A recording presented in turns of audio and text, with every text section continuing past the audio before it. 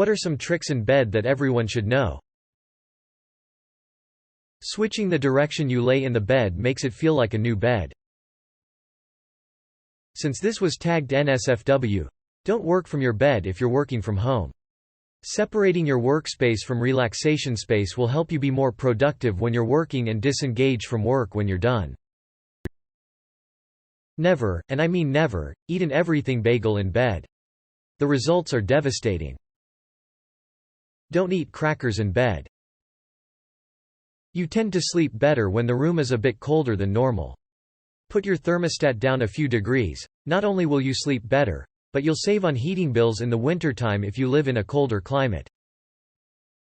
But I like waking up in the middle of the night feeling like I died in my sleep and crossed into some desert hell. If you fall backwards onto the bed and lift your legs, you can turn the momentum into a little backwards roll, which looks pretty cool. Progressive muscle relaxation. Start relaxing your feet, then your calves and thighs. Move upwards and relax your back muscles, your arms and shoulders. Take some deep breaths. Relax your neck muscles and jawline. You will fall asleep in peace. If you make your twin beds into bunk beds, there is so much room for activities. Buy a comforter one size bigger than your bed. For example, if you have a queen-size bed, get a king-size comforter. Edit. Since a lot of you are asking and the answer got buried, if you have a king, then the next size up is Wyoming king followed by Alaska king. After that, go make your own damn blanket. Why? So I can sleep with neither of two options because she somehow managed to cocoon herself in both? Turn the pillow upside down when it's hot. Tuck the most inaccessible corner first when changing the sheets. Blankie. If you get a running start before you flip the light switch off, you decrease the chance of monsters under the bed being able to snatch at your feet before you make it to the safety of the bed. Edit. No, I will not bow to the AI overlords and get smart bulbs. If you have large thighs and sleep on your side, get a pillow for your knees. It will support then better and, the guys, prevent crushing your bits. Negotiate the level of white noise in your bedroom before committing to sleeping together. I made a bad bargain and 17 years later I'm still paying for this mistake. ETA. We've talked about it, and this is a hill he is willing to die on, and I'm not. I love sleeping in the same room more than I hate the fan. Even though I do hate the fan. Compromising on the issues that are more important to your partner is what gets you to 17 years, I guess. The even more ridiculous part is that the dogs that sleep in our room are now trained to like it. So sometimes when he is gone and I try to sleep in silence, the dogs will lay in front of the fan and growl and bark until I turn it on because they like the noise and the wind in their hair. And I am a pushover and turn it on for them because I love my puppers even more than I love silence.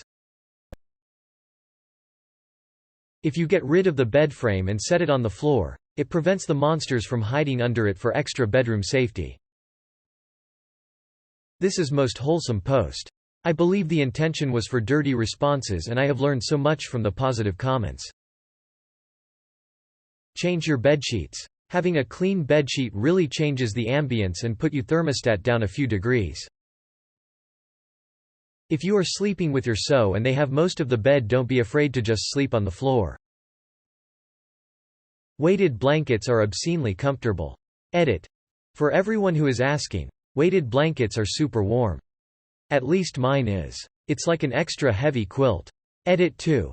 I bought this one except in a 30 pounds king version that doesn't seem to be available from that supplier right now. I'm pretty happy with it. But it was like $200. Make sure to cover your whole body with the blanket for extra defense against the darkness. I recommend putting your phone down at least half an hour before bed to ensure a good night's sleep. Like that's ever gonna happen. Nothing you ever do in bed will feel as good as taking a bath and sliding into a fresh set of sheets. Keeps depression at bay. Velociraptors can only reach the bottom bunk. When it comes to pillows, quality is more important than quantity. Also, don't sleep in your daywear. NSFW nighttime suggestions for wakefulness. If you can't sleep, count sheep. Don't count endangered animals, you will run out. If your mattress is old and starting to feel uncomfortable, instead of replacing it, buy a $100 mattress topper. It can make your mattress feel new again and give you a few more years of use before you need to replace it. Have at least 3 layers over you when it's cold. Just like clothing, layering your bedding makes it easier to get and stay warm. And you can easily remove single layers if you get too warm. When you're camping, especially in the winter, flip this around. Have 3 layers beneath you for every layer on top. Helps keep you insulated. Oh, and don't use a cot when winter camping because the cold air gets underneath you too and negates your layers.